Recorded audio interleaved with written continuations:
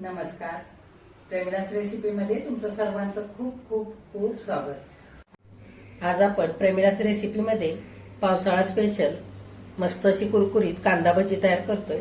ही भजी केल्यानंतर मस्त कुरकुरीत होण्यासाठी आणि केल्यानंतर बराच वेळ जरी राहिली तरी मस्त कुरकुरीत राहण्यासाठी ही रेसिपी करताना मी तुम्हाला बऱ्याचशा अशा छान छान टिप्स सुद्धा सांगणार आहे. त्याच्यासाठी तुम्ही संपूर्ण रेसिपी बघा.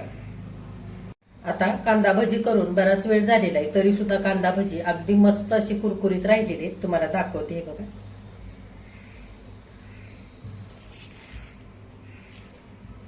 लगेचच रेसिपीला सुरुवात करूयात. आता कुरकुरीत कांदा भजी करण्यासाठी इथे 4 मध्यम आकाराचे कांदे साल काढून घेतलेले. आता आपण हे पातळ असे चिरून घेऊया. आता आपण कांदा पातळ चिरून घेऊया. मधला कडक भाग असतो हा कांद्याचा, तो काढून टाकायचा आणि जमेल तितका कांदा पातळ असा चिरून घ्यायचा.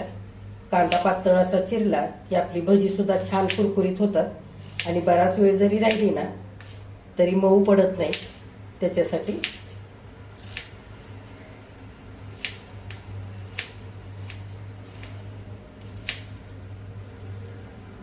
आता सगळा कांदा जमेल तितका पातळ असा चिरून घेतलेला आहे. आपण एका दुसऱ्या भांड्यामध्ये काढून घेऊया.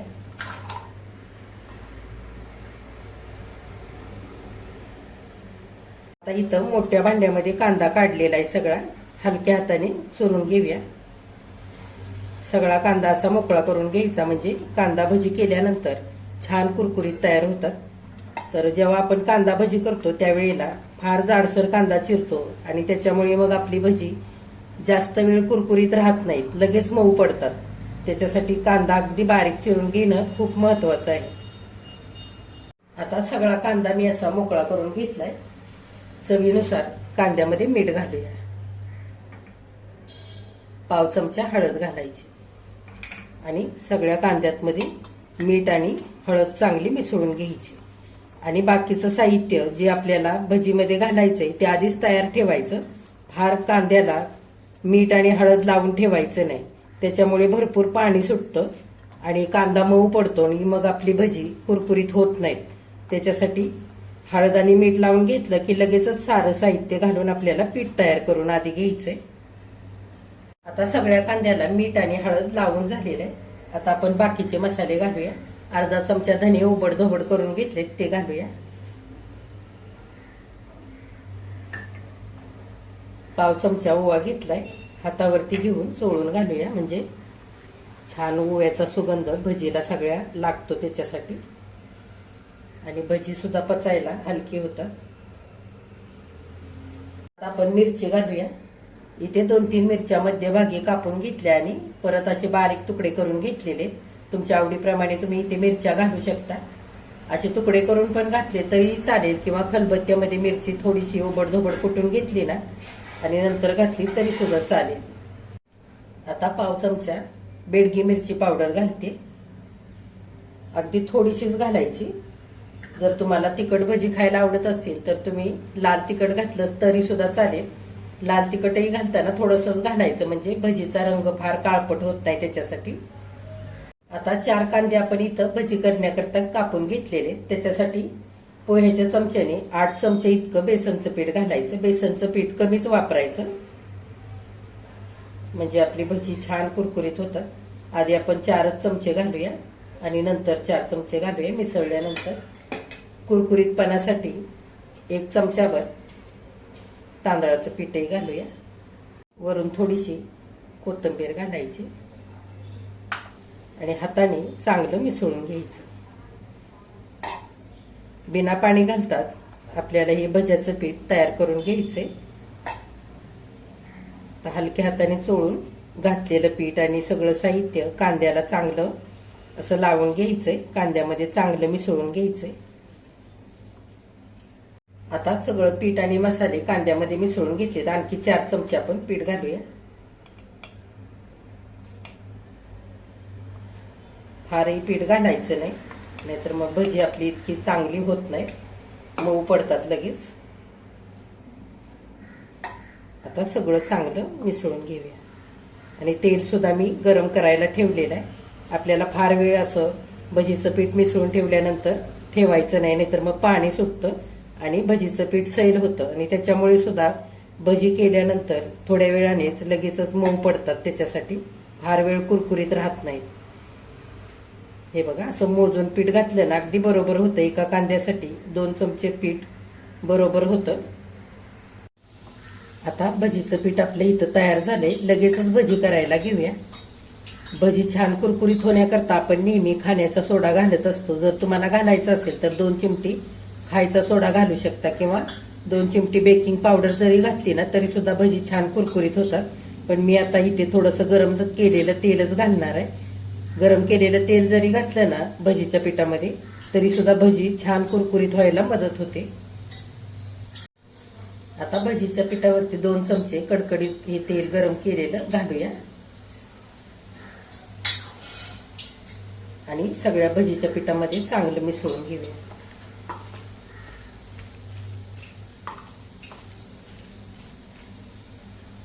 आता भजी करण्याकरता कढईमध्ये तेल आधीच मी गरम करण्याकरता ठेवलं होतं. गॅस आपण मध्यम करून घेऊया.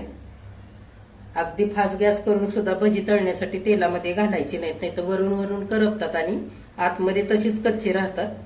आणि अगदी बारीक गॅसवरती तळली तर भजी तेल शोषून घेतात आणि खूप तेलकट होतात. त्याच्यासाठी मध्यम गॅसवरतीच भजी तळायची. भजीचं पीठ घालताना फार असं दाबून दाबून घालायचं नाही, हलक्या हाताने मोकळं मोकळं असंच घालायचं, म्हणजे भजी छान आपली कुरकुरीत होतात. कांदा भजी करताना आपण गोल भजी करतो त्यावेळेला गोल गोल करून घालतो दाबून असं पीठ, तसं दाबून पीठ घालायचं नाही, मोकळ्या हाताने घालायचं, म्हणजे छान कुरकुरीत होतात भजी.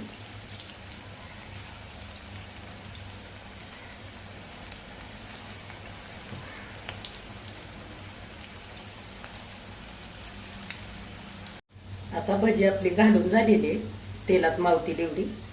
आता 2-4 मिरच्या मी अशा मोठ्या मोठ्या मध्ये कापून घेतलेल्या, त्या सुद्धा त्याच्यातच घालूया, म्हणजे भजीला छान तिखटपणाही लागेल वरच्या बाजूने आणि त्याच्यामुळे चवीला भजी सुद्धा आपली अगदी खमंग लागते त्यासाठी. आणि नंतर आपण मिरचीला मीठही लावून घेऊ शकतो तळल्यानंतर, आणि थोडीशी कढीपत्त्याची पानं सुद्धा घालूया, म्हणजे छान सुगंध येईल भजीला. त्याच्यासाठी एका बाजूने चांगली तळल्यानंतर भजी उलटवून घ्यायची. आता एका बाजूने भजीचा हलकासा रंग बदललेला आहे, आपण उलटवून घेऊया. मिरचीचा आणि कढीपत्त्याचा सुद्धा मस्त सुगंध सुटलेला आहे भजी तळताना. छान सोनेरी रंगावरती कुरकुरीत होईपर्यंत सगळी भजी आपल्याला तळून घ्यायची.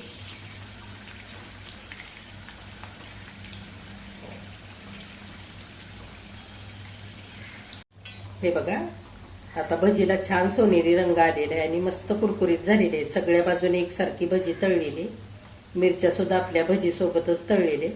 आता काढून घेऊया.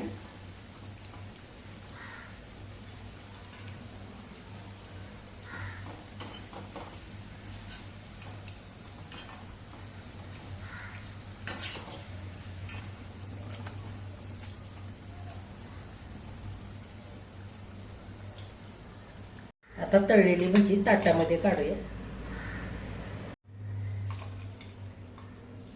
आता उरलेल्या पिठाची सगळी भजी आपण करून घेऊया. हे बघा, सगळी कांदा भजी इथे आता करून तयार झालेली.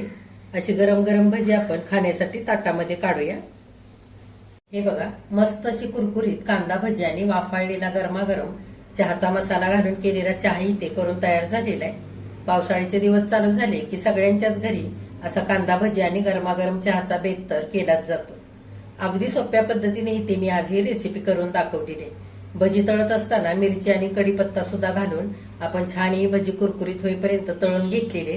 त्याच्यामुळे मिरचीचा हलकासा तिखटपणा ह्या भजीला लागलेला आहे, त्याच्यामुळे चवीला तर खूपच भारी झालेली आहे ती भजी. तर तुम्ही सुद्धा अशी कांदा भजी नक्की करून बघा. तुम्ही केल्यानंतर कमेंट करायला अजिबात विसरू नका.